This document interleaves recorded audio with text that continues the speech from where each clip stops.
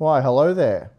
You've caught me on the 20th floor. I feel like we're high enough that I can sit down for this one, which of course we are talking about my RTX 5060 review. They tried to ensure this didn't happen, and we went to great lengths to make sure that it would. So here we are. We have a GeForce RTX 5060. We even have a driver because, we waited till it was publicly available and then didn't sleep and provided this review. But before we do, our Computex coverage is brought to you by MSI's excellent QD-OLED gaming monitors. Offering perfect blacks, infinite contrast, and lightning-fast response times, MSI QD-OLED monitors are the best way to level up your gaming experience. And there are options for everyone, whether you're after an incredible 4K panel or a blistering 500Hz refresh rate, all with the latest features like True HDR, a custom graphene film to cool the display, and HDMI 2.1 with full console support. Check the links below to learn more about MSI's QD-OLEDs. Also supporting our Computex trip this year is Thermal Grizzly and their Duranaut high-performance thermal paste offering extreme long-term stability combined with outstanding thermal conductivity. It's not electrically conductive and won't harden over time. So for more information, please check the links in the video description. So real quick, the RTX 5060 is based on the same GB206 silicon as the 5060 Ti series, meaning the 181 square millimeter die packs 21.9 billion transistors, though of course not all of them will be in use for this particular part, as the core count has been reduced by 17%, though that still sees the 5060 packing 25% more cores than the older 4060. Not only that, but through the use of 28 gigabits per second GDDR7 memory, bandwidth has increased by 65% to 448 gigabytes per second. But unfortunately, this model is limited to just 8 gigabytes of VRAM, which is bad, though at least in this particular example, there is just a single configuration, so in my opinion it's far less of a trap for gamers when compared to the more expensive 8GB version of the 5060 Ti. But unfortunately, making the obvious VRAM limitation even worse is the PCIe 5.0 x 8 bus interface, which is less than ideal for those of you with a PCIe 5.0 enabled system, and a complete disaster for those of you using older hardware, particularly when limited to PCIe 3.0. And that is something that I'll have to explore when I return home from Taiwan. Now for testing, I have an AM5 test system in my hotel room, a very similar system to what I normally use.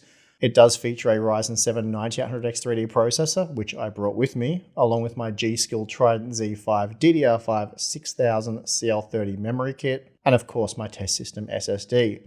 So a big thank you to MSI for helping to provide everything else required to make this content possible. It has been an interesting and challenging process to make this review over here in Taiwan, but I think all the effort's been worth it, so let's get into the data. The first game we have here is Clair Obscur Expedition 33, and here the RTX 5060 averaged just 48 FPS at 1080p, which is the same kind of performance you can expect from the much older 3060 Ti, making it just 17% faster than the RTX 4060. Increasing the resolution when using the Epic preset isn't really an option, as the RTX 5060 is not powerful enough, and with just 8 gigabytes of VRAM, it runs out of video memory anyway. The 5060 Ti 16GB, for example, is usable here, while the 8GB model is completely broken. Next, we have Oblivion Remastered, and here we're looking at 45 FPS on average at 1080p, which is roughly equivalent to the 4060 Ti and RTX 3070, so 25% faster than the RTX 4060. And then at 1440p, we again run into VRAM issues. 34 FPS is technically playable, at least that's what some of you tell me, but with 1% lows of just 18 FPS, the gameplay was very choppy and therefore I deem unplayable. Moving on to Delta Force. Performance here looks much better, 138 FPS at 1080p, though that is again just RTX 3060 Ti-like performance, coming in slower than the RTX 4060 Ti. It's much the same story at 1440p with the RTX 5060 sitting between the 3060 Ti and 3070, though this time performance is closer to the 3070. S.T.A.L.K.E.R 2 sees the RTX 5060 render 47 FPS on average at 1080p, which is once again similar performance to that of the RTX 3060 Ti, and just a 9% improvement over the RTX 4060. Then at 1440p, we're once again crippled by the 8GB VRAM buffer, reducing the RTX 5060 to 6 FPS on average, so not super usable, I'd say. Now, the RTX 5060 does make for an excellent esports GPU, delivering strong performance in Counter-Strike 2 at 1080p using the medium preset. Surprisingly, that is a 27% increase over the RTX 4060, though it is again similar performance to that of the old RTX 3070. It's a similar story at 1440p. Here, the RTX 5060 was able to render 370 FPS on average, making it slightly faster than the Radeon RX 7700 XT. Space Marine 2 played very well at 1080p, 100 FPS on average, provided an excellent experience and a 23% improvement over the RTX 4060. Then at 1440p, we're looking at a massive 33% increase over the 4060 for what is very much 7700 XT-like performance.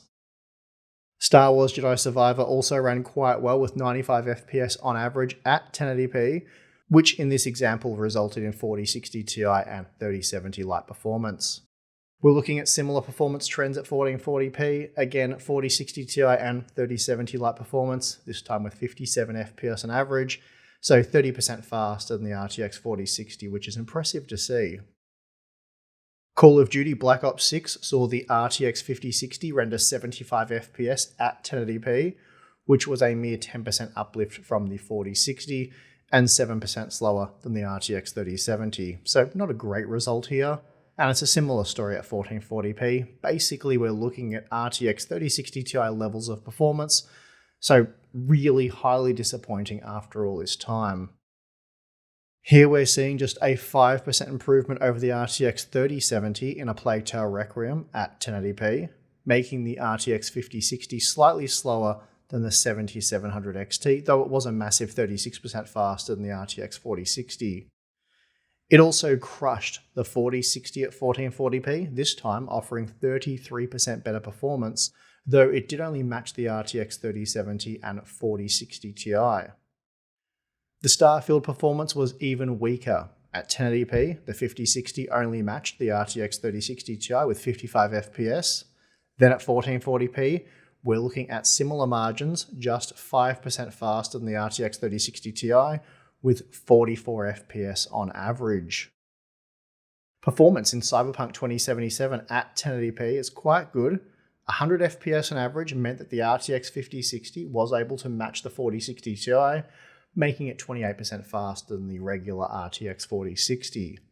Then at 1440p, it managed 66 FPS, again delivering 4060 Ti and RTX 3070 light performance, making it 35% faster than the RTX 4060 in this particular example. The God of War Ragnarok performance at 1080p was surprisingly strong from the RTX 5060, beating the 4060 by a massive 45% margin with 128 FPS.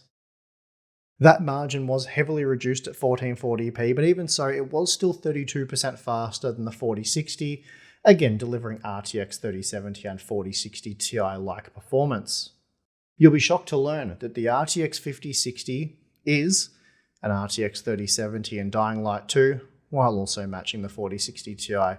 And of course, we are seeing a similar thing at 1440p, though here the ARC B580 is also added to the mix for something a little bit different. Interestingly, Dragon Age the Veilguard was a struggle. Here we're rendering just 68 FPS at 1080p, making the 5060 a mere 11% faster than the 4060 and quite a bit slower than the RTX 3070 and 4060 Ti. The margins are reduced at 1440p, and now the 5060 is similar to the RTX 3070 and 4060 Ti, though with just 49 FPS on average, the performance wasn't exactly amazing.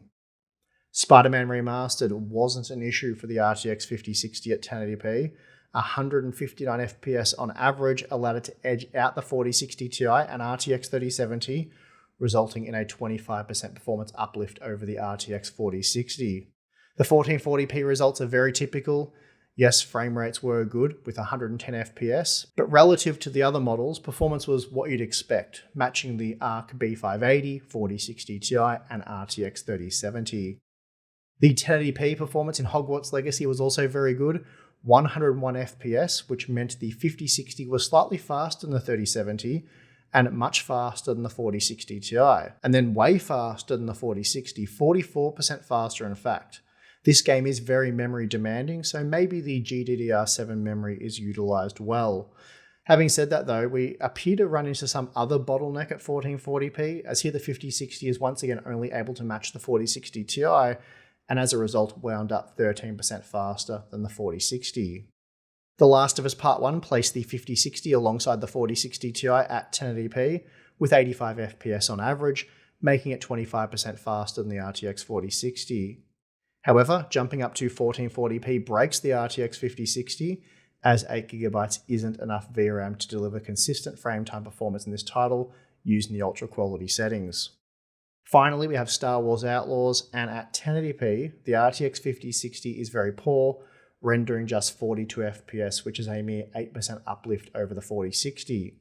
Then at 1440p, we're down to just 31 FPS on average, though this did make it 19% faster than the RTX 4060, but overall, pretty weak performance. Okay, so across the 18 games tested, the RTX 5060 matched the RTX 4060 Ti and RTX 3070, coming in 6% slower than the Radeon RX 7700 XT. It was also 22% faster than the RTX 4060, which is roughly what Nvidia claimed. Now, jumping up to 1440p, we did see examples where the 8GB GPUs were broken, and in some examples, performance does appear to be fine, but the visual presentation takes a hit as textures that don't fit into the local video memory simply go missing, resulting in a muddy presentation. Overall though, the 5060 was again on par with the 3070 and 4060 Ti series. All of these GPUs do feature 8GB of VRAM, and then it was 6% faster than Intel's Arc B580 and 27% faster than the 4060. Now, as you might imagine, any kind of truly transformative ray tracing experience is going to be very difficult, if not impossible to achieve with an RTX 5060, simply because the GPU itself is not that powerful, along with the fact that it does only have 8GB of VRAM, which isn't nearly enough for ray tracing in modern games.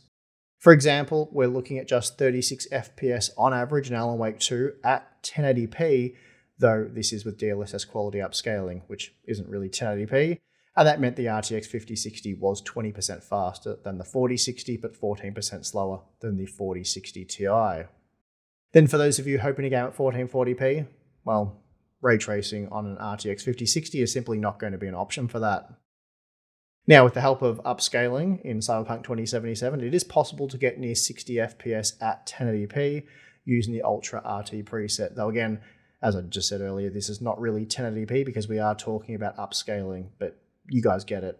And that is similar performance to the Arc B580, so not great. Again, 1440p is out of the question, and we did run into some VRAM limitations in our short test. Now, Marvel's Spider-Man Remastered is a well-optimized title, and even with ray tracing maxed out, we're looking at 112 FPS on average with the RTX 5060, which is similar performance to the 4060 Ti. Then at 1440p, it does pull well clear of the 4060 Ti with 109 FPS on average, so a pretty good result here, almost matching the RTX 4070, something we've not really seen that much of, and typically you would expect a product named the 5060 to at least match the previous generation part positioned a tier higher. Dying Light 2 at upscaled 1080p with the high ray tracing preset saw the RTX 5060 render 72 FPS, the same level of performance seen from the 7700 XT and 4060 Ti. So usable but not amazing, despite being almost 30% faster than the RTX 4060. It's a bit of a struggle at 1440p, rendering 48 FPS on average, which was comparable performance to the 7700 XT and RTX 4060 Ti. Now look, I know the MSRP for the most part isn't real, but I just wanted to take a look at how things should stack up, and then of course we will look at real retail pricing. So if all GPUs were sold at the suggested price, the Arc B580 would be the best value choice, followed by the RX 9070, and then the RTX 5060, which works out to come in at a cost per frame at $5.35. And that's a 21% improvement from the RTX 4060 and 30% from the RTX 3060. So that's pretty good, or it would be if it had some more VRAM, and we'll talk more about that in a moment. For now, let's look at the real US pricing. Okay, so at the time of making this video, the RTX 5060 is available for order, so it is in stock, over at Newegg for $330 US, which is 10% over the MSRP.